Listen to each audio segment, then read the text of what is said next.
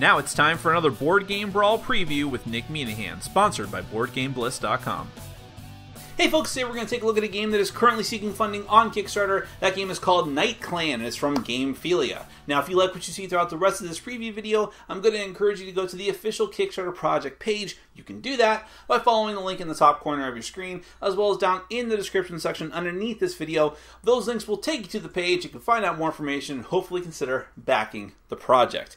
Now, Night Clan is a competitive, let's say, area control card game. A very light area control card game. You and the other players have similar decks of cards representing different elements of this dark fantasy world. The treasure of your wealthy family, the daughter to be wedded away, trolls who want to disrupt the entire scenario, and also these mistletoe sort of fairy type creatures who can chase away the trolls, as well as the town's night watch. You each have these similar decks of cards, and you need to use these cards in the best way possible to make sure that you take control of different locations out on the board to score points, and hopefully, because it can happen, break ties in your favor as well. So let me go ahead and give you a brief look at how the game is played with a prototype copy of the game. So just bear in mind that some things may change in the final version, but other than that, we're going to come back, we'll discuss it further.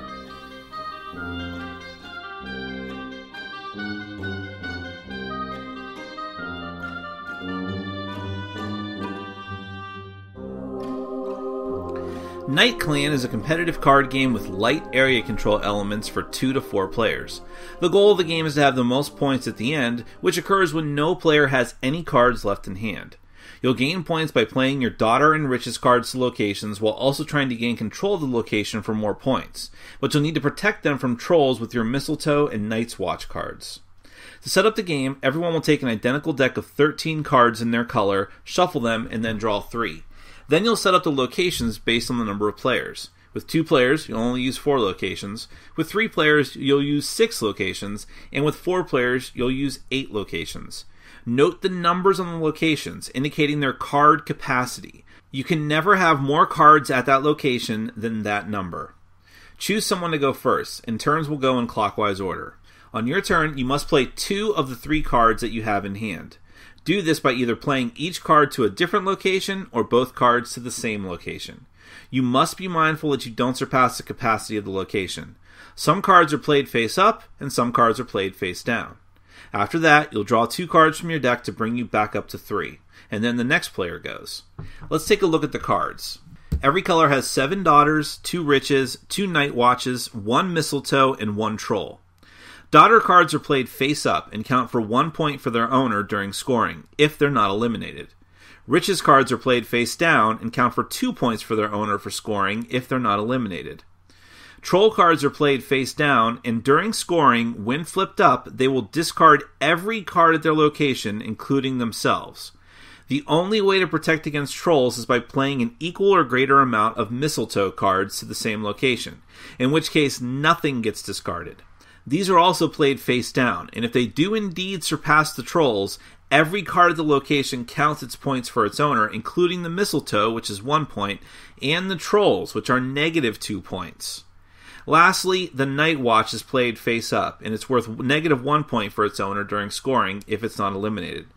There are 2 options when you play it. You can either move one of your cards from a different location to the location you just played the night watch on, or move one of your opponent's cards from the location you just played the night watch on to another location. In both cases, however, you cannot exceed the capacity of any of the cards that are being moved onto. The game continues with each player playing 2 cards and drawing back to 3 on their turns. On the last round, you will not have been able to draw back to 3 and will only have 1 card to play. After that, the game ends and scoring occurs. The first thing you do is flip over all of the cards and see how many cards each player has on each location. Whoever has the most cards on a location will take that location card, keeping every other card where it is. Location cards are used for tie-breaking purposes. In the final scoring, if there's a tie, whoever has the most total capacity from the locations they've taken will be the winner. After that, resolve any troll and or mistletoe effects on all of the locations. Finally, whatever cards are left in the play area are counted for points for their owners. Whoever has the most points is the winner. That is Night Clan.